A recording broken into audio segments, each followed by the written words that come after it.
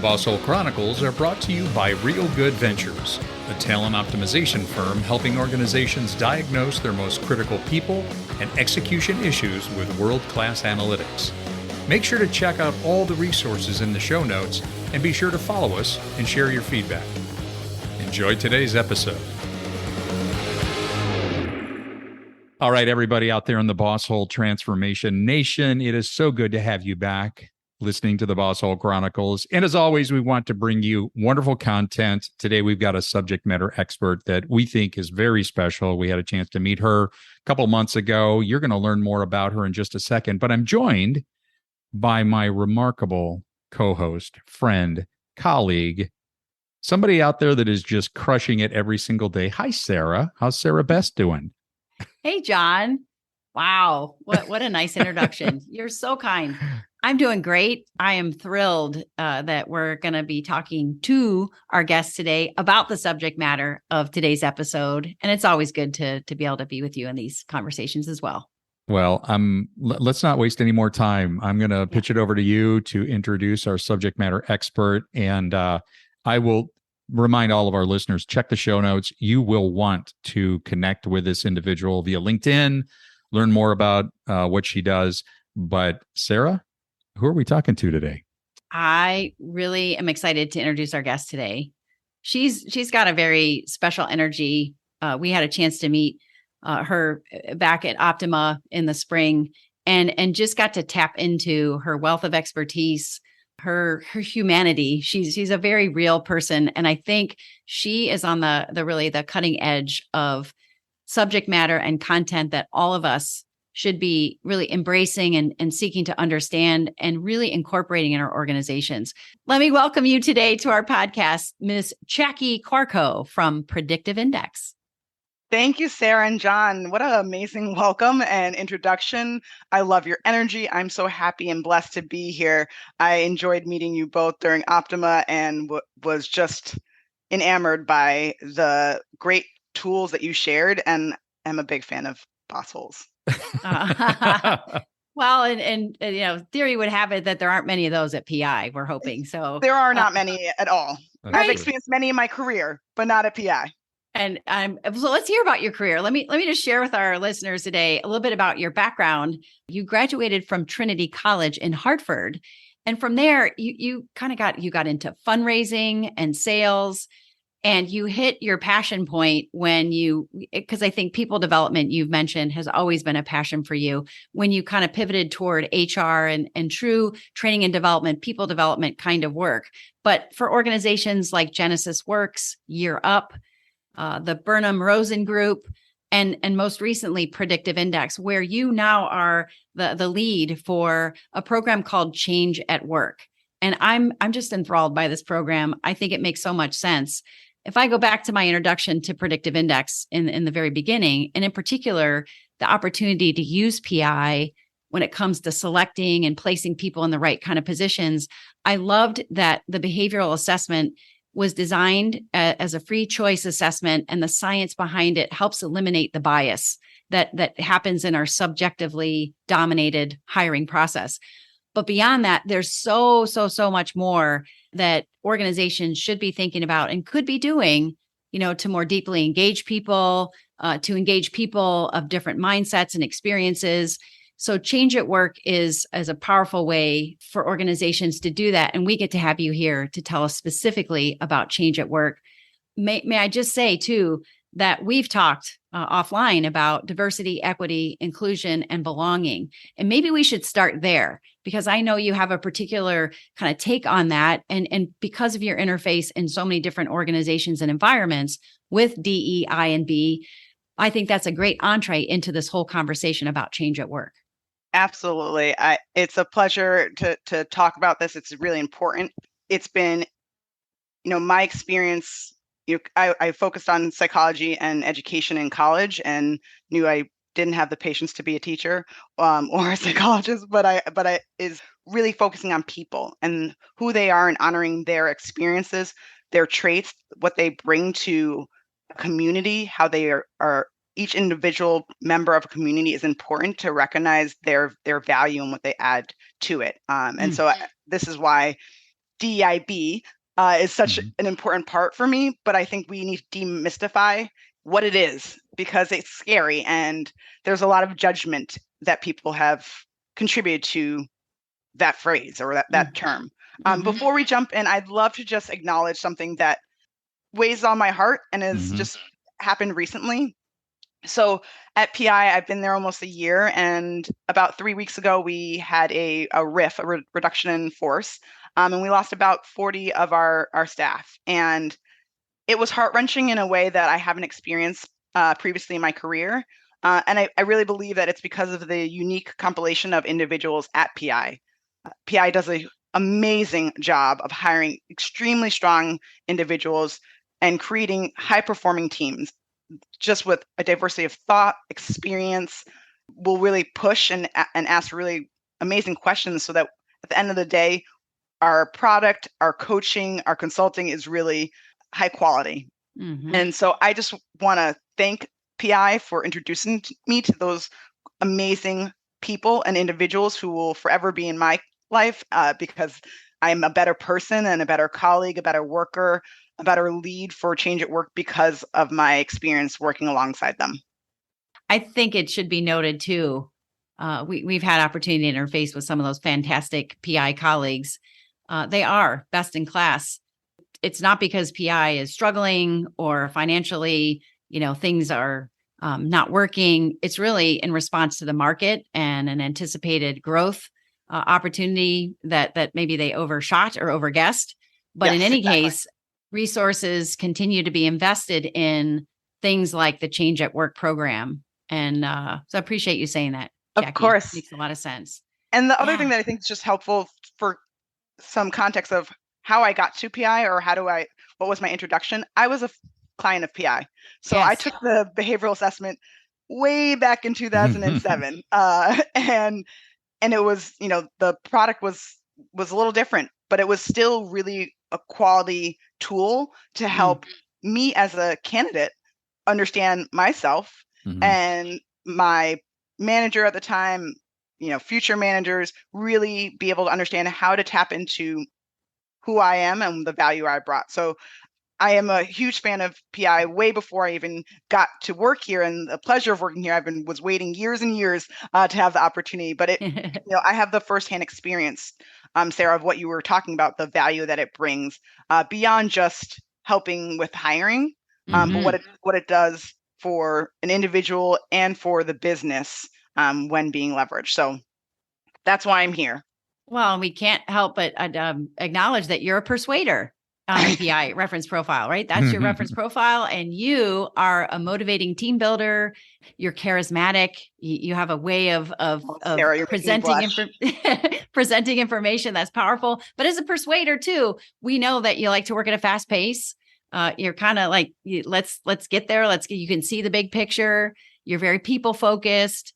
You may probably appreciate the opportunity to delegate details here and there when appropriate. I would say most people around me would agree with that statement. Well, as we think about the philosophy behind Change at Work and this idea of diversity, equity, inclusion, and belonging really being a foundation for better business results, for better employee engagement, for all the things that we know talent optimization helps us focus on and bring forward. What I love is that the philosophy talks about how any organization can use this model, this framework, Change at Work, to navigate change, but certainly to take these tenets of inclusion, transparency, and employee-led, change and opportunity, and kind of weave them into your fabric. And that should really be something I think our listeners will want to hear more about: is what is Change at Work, and how do these tenets, these three major tenets, come to life inside of PI or other organizations?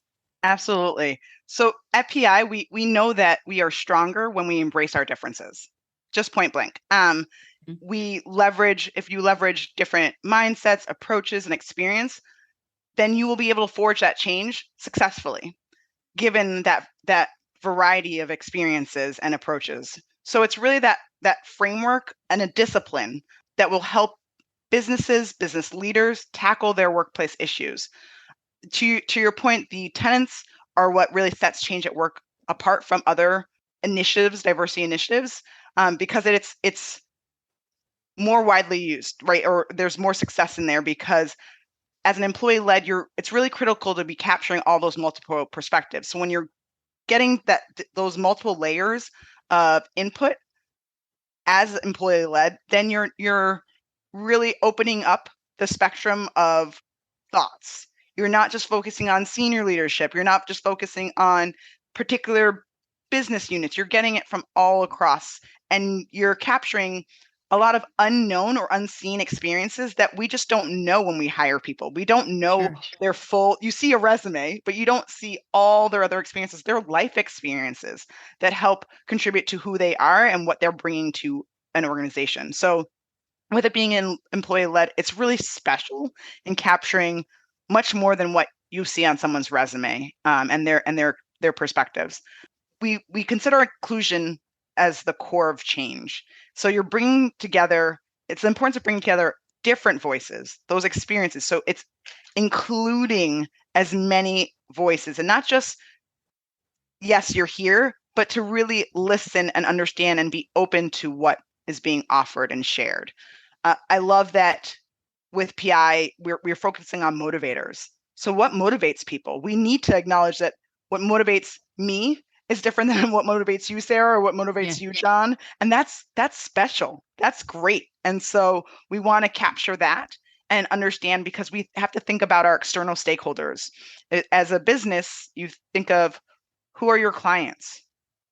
They're all going to be different, especially if you want to grow. You're going to have a diverse clientele. And so really being able to understand and essentially replicate your client base internally is a smart business move. It's just, at the end of the day, it helps you broaden your aperture to your clients. And so that's really important as well. And then the transparency, it really is about the accountability. And I love the framework that, I'll say I'm very lucky to have walked into the organization when Change at Work was already built, right? So the tenets were already established.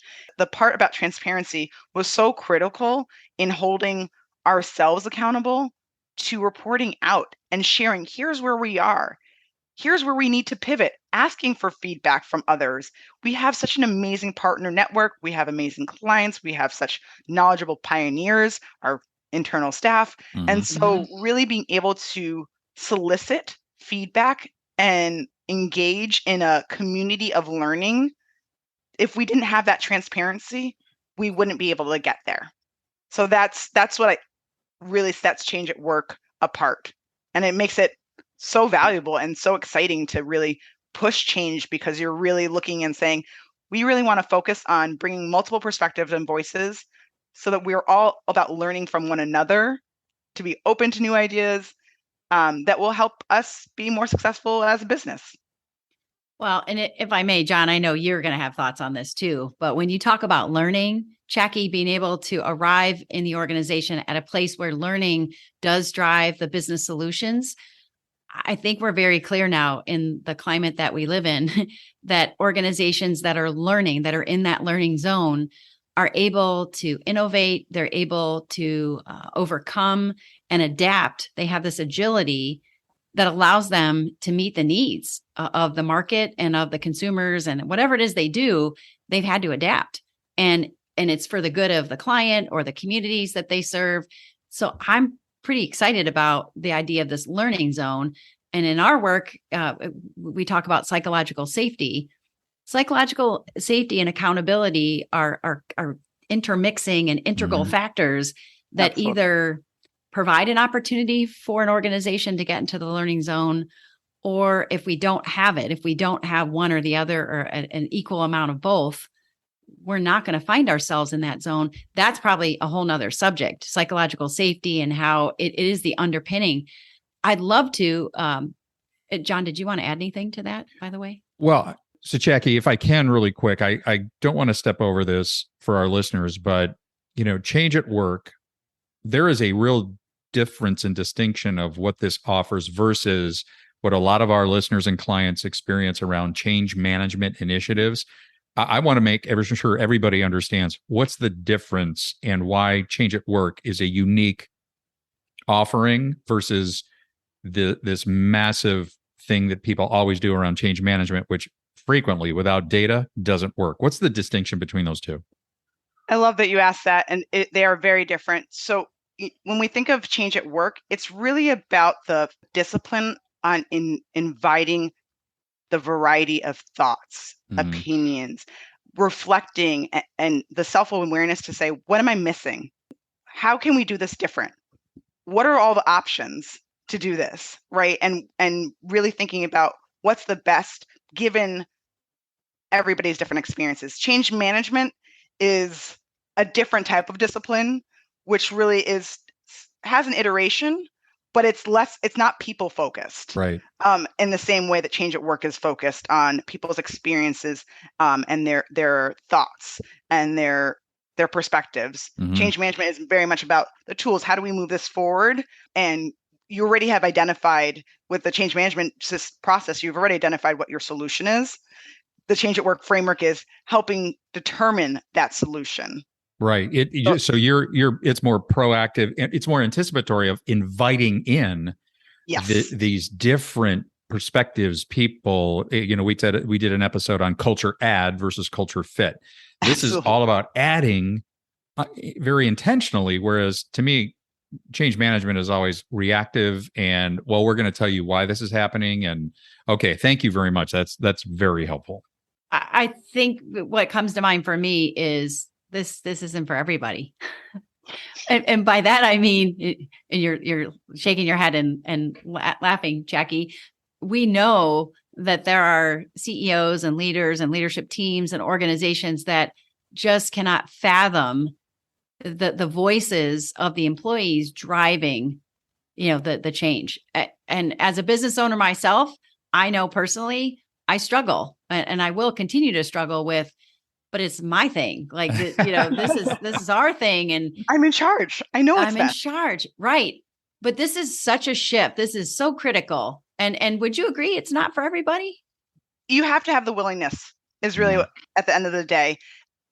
One of the things that we talk about a lot is that it's scary. It's a risk. It's being vulnerable. It's really looking inward and being willingness to ask very tough questions, reflect on your own experience, look what's out there that's not been part of your story or your experience.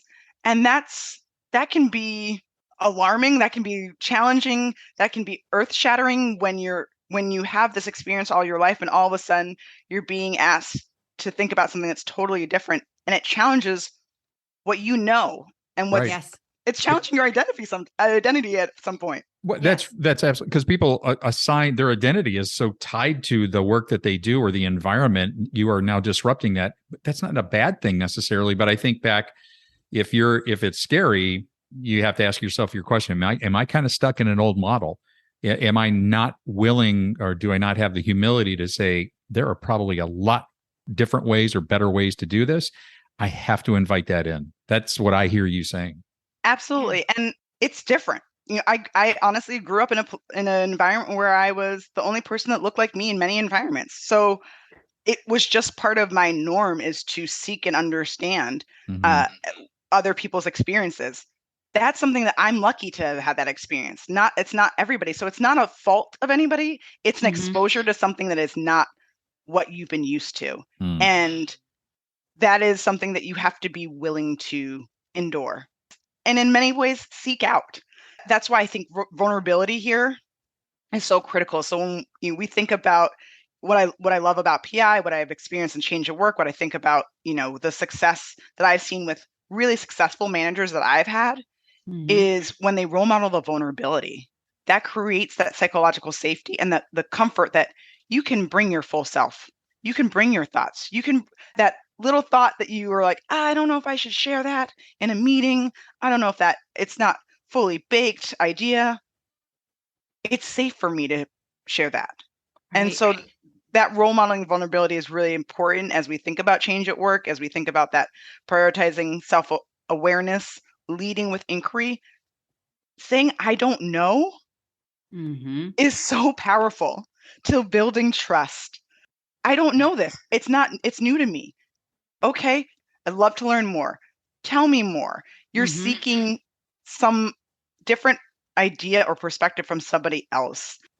Jackie, you just really identified 3 critical things that help keep managers and supervisors out of the boss hole zone. and certainly self-awareness. You didn't quite say that word, but that's what's required for us to have that ability to be vulnerable, to be honest, to be curious. So leading with inquiry means that we can suspend our naturally and default way of looking at things like, well, that's wrong or that's stupid. But just to say, or God, there they go saying that again, just to be able to say, wow, I wonder what prompted that, or I wonder what's behind that. I wonder how we could see this differently. And then the vulnerability, the access to that is courage. And it can't, be overstated that, we all have access to courage. It's that moment where you can kind of choose, and it requires us to be able to hit the pause button on our default drives and our impulses and our just letting us be who we naturally are to more of an adapted self. So great advice. When I looked at, Change at Work as a program, when it talked about employee led, it says change happens not by mandate, but with mindset. And I don't know if that hits other people like it hits me. Absolutely. But oftentimes we still look at change as a mandate and we decide somewhere what's going to happen. It says empower your employees to drive change from the bottom up. Give them the resources they need to thrive and inspire leadership at all levels. But that bottom up part is what you addressed moments ago. It's scary. It's who am I then? If they're holding the cards or if they have the ideas and I don't, what does that mean for me and my success? Really good stuff. Okay, so tell us more about how inclusion and transparency play into powerful change at work. I love it. First of all, I'm just getting so excited just to talking about this that I appreciate this and the focus on this, because when we think about inclusion and how powerful that is, it's really about, again, you're valuing someone else's thoughts to have really productive conversations. You're engaging, you're saying, let's have more of these productive conversations where we're really solving these big issues that are not only challenging an individual company or a team, but society. So you're really saying, I don't have the solution on my own. Let's look and ask others. Let's engage in this dialogue in which the sky's the limit. Let's think big, and then we can obviously go and think about scope and be realistic. But you're inviting all of this different ideas that are so essential to pushing to that common goal of being better. Like we want to have work make the world better and society better, and so we have to start somewhere. And so we can only do that when we bring in others and more voices. So that's the inclusion part. We want to solve business issues, and the hard issues, the hard-hitting issues are, will require lots of other perspectives because that's why they're hard-hitting. They're not simple. If they were simple, then we would have solved them already. Yeah, right. If they were simple, everybody would be doing them because they could do them. Right. So it's that specific actions within talent optimization that really can advance the company's bottom line. So if I may, I just want to call out to our listeners and our potential boss holes that are listening in, because we do have people out there that may not admit it, but I know they're listening going, gosh, I don't want to be a boss hole. But the antithesis of that, or a question they should ask themselves then, Jackie, would be, am I being proactive about inviting more people in? Because one of the telltale signs of a manager in the boss hole zone is that he or she is going to, or picking favorites or playing favorites and going to the same people. They're hearing the same voices all the time. That's a great way just to sit back and do some soul searching and saying, am I breaking free of that? And am I inviting more and diverse and unique people to share their perspectives? And is that helping to broaden my understanding of what's happening or how we can grow? That's an easy takeaway right now. Absolutely. If I were to reflect on my former boss holes, and then think about the amazing managers that I had that really were instrumental in my growth, it was people who recognize, here's what I know and my expertise. Now, what are the gaps that I have of perspective, of knowledge, of expertise, and how do I balance that? It's creating a balanced team. Sarah, I love that you kept saying adapting. You need to be able to have an adapting team that can pivot. We know change is the only thing that's constant. Mm-hmm. And so we need to be able to build these teams to be able to adapt and to be successful. And so in order to do that, you have to take inventory of current state. And so one thing that a manager can do, and this happens a lot, and PI's tool is great at doing this, is assessing what is the strength of my team, the current team. What are we doing really well at? What are some caution areas that we need to keep in mind? And as we are forging to certain initiatives or objectives, do we have the right people that have the right experience, thoughts to help us get there? Mm-hmm. And what's missing, and how do I get that from a different group that I don't even know exists maybe? So it's that unforeseen, unknown talent. And it's really tapping into what you don't see, the potential that just is sitting somewhere, but has not been in reach to you because of your various experiences, Don, that you were saying. You just don't know that they exist. Well, and shameless plug for data right here. There's data. You can get data and use science to help you understand that team configuration, the team type, and compare that to the strategy or the objectives you're pursuing to find out, okay, are we going to be really successful at accomplishing this? I do want to say, with regard to inclusion, in the psychological safety assessment, there's an element where participants are asked about inclusion and diversity. And this whole idea of being valued, being on the inside versus being on the outside, I think that's a place often overlooked by many leaders and certainly on many teams and in many organizations, because it's just not top of mind for people.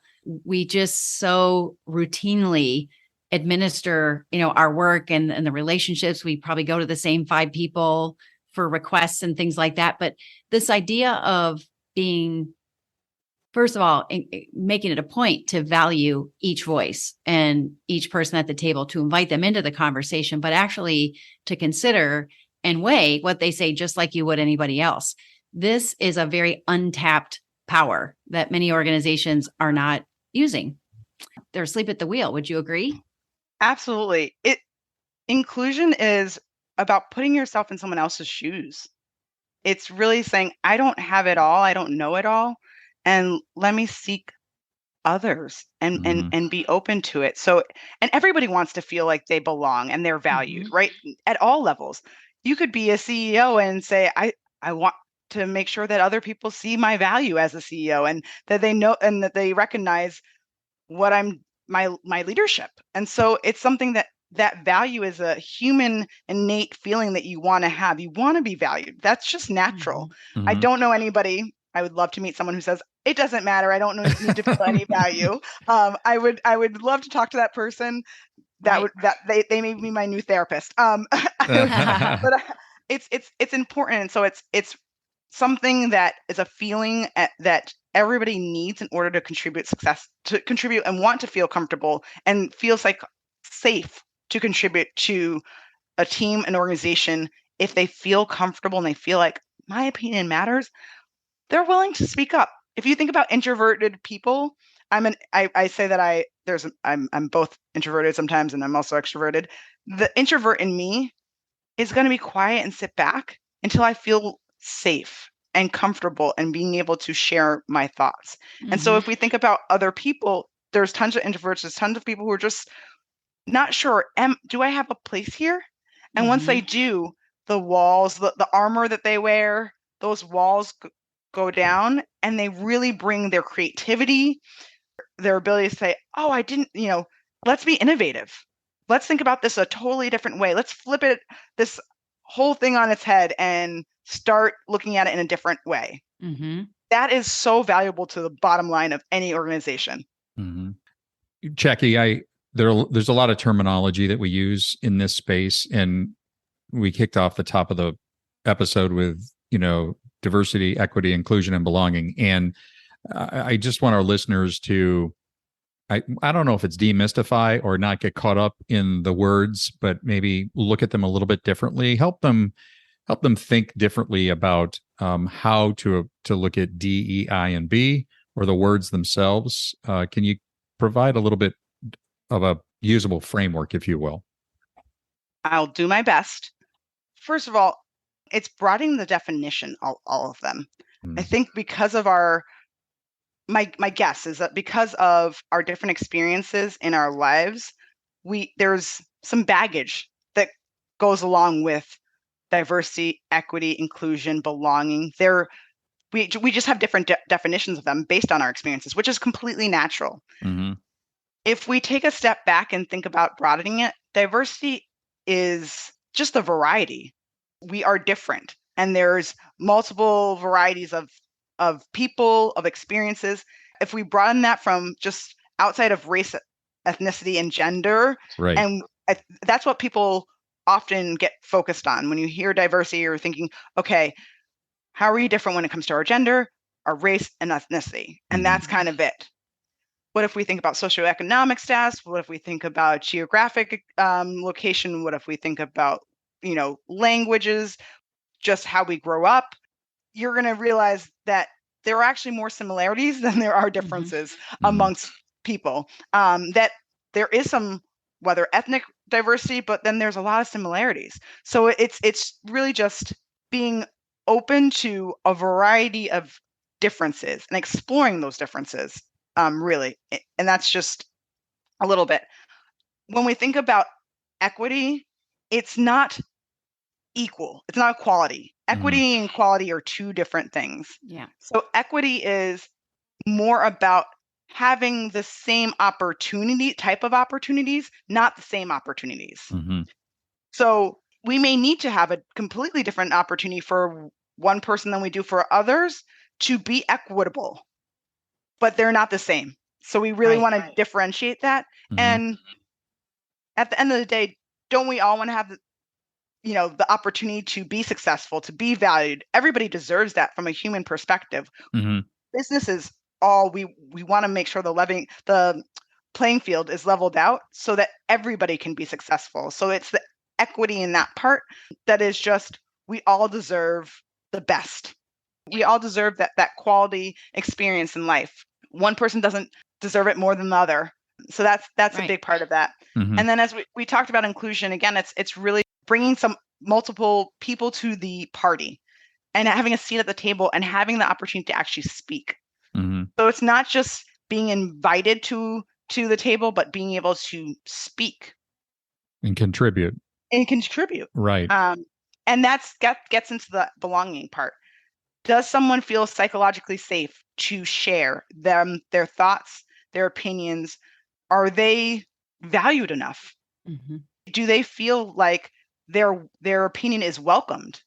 That someone is saying, yes, I want to hear from you. One tactical thing that I love that one of my former managers used to do was they would ask, we'd go through a meeting, we'd doing some brainstorming, and they'd wait and for a pause.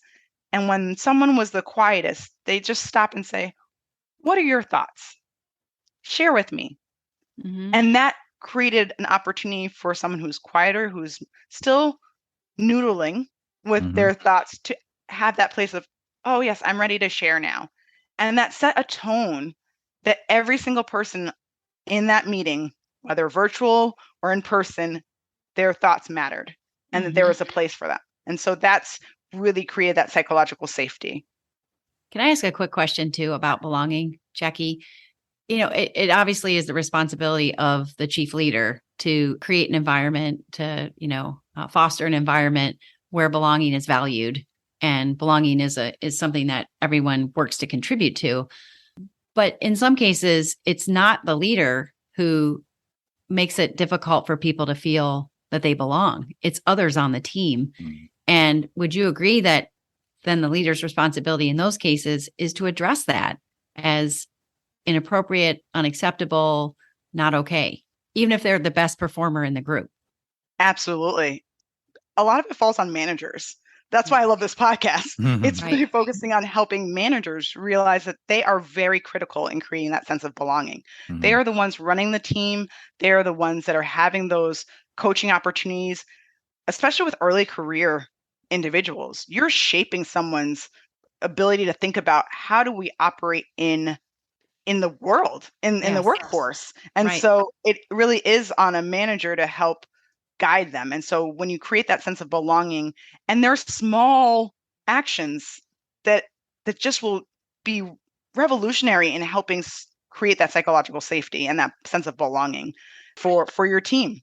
It starts there, but to your point, Sarah, absolutely. A leader should be looking at the data that says, how engaged are my employees? What Right. are they struggling with? Looking at those trends to say, okay, it seems like there's something going on with our managers, and we need to help coach them to ensure that our employees feel like their opinions matter, because it really impacts employee retention.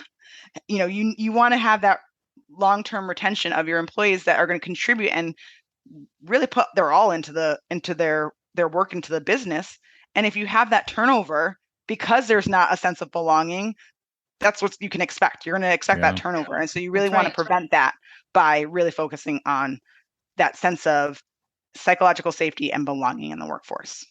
I love this. I would offer that, we will put your contact information, Jackie and John, right in the show notes, and also a link to the Change at Work program within, that Predictive Index offers. That is a free program. Is that correct? Yes. Yeah. We are engaging lots of people. We want this to be a learning for all of us. We learn from our partners. We learn from our clients. So it's an open invitation to engage with us. Learning never stops. We believe in lifelong learning. Right. So we would say that in closing, if your organization needs to successfully navigate change or create change, if your organization is adapting, to the environment that we're currently in, hello, that's everybody. If your organization wishes to retain and develop and more deeply engage their workforce, and most importantly, if your organization would like better bottom line business results, this is something you must look into.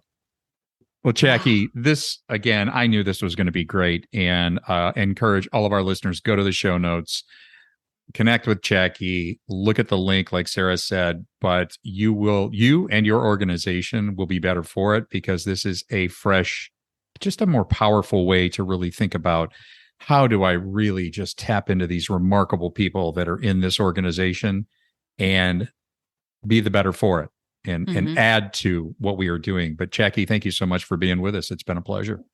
Thank you both. It's been an absolute pleasure. I appreciate this. Can't wait to listen to more of your Boss Hole episodes.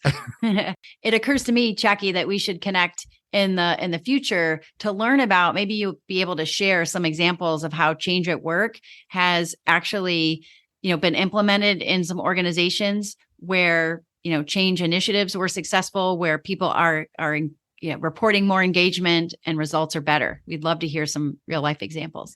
Would love that opportunity to share some of the case studies from our partners, from our clients. Absolutely. Would love that. It'd be a pleasure. Okay. We'll see you next time on the Boss Hole Chronicles. We'd like to thank our guest today on the Boss Hole Chronicles. And if you have a Boss Hole Chronicles story of your own, please email us at mystory@thebossholechronicles.com. Once again, mystory@thebossholechronicles.com. We'll see you again soon.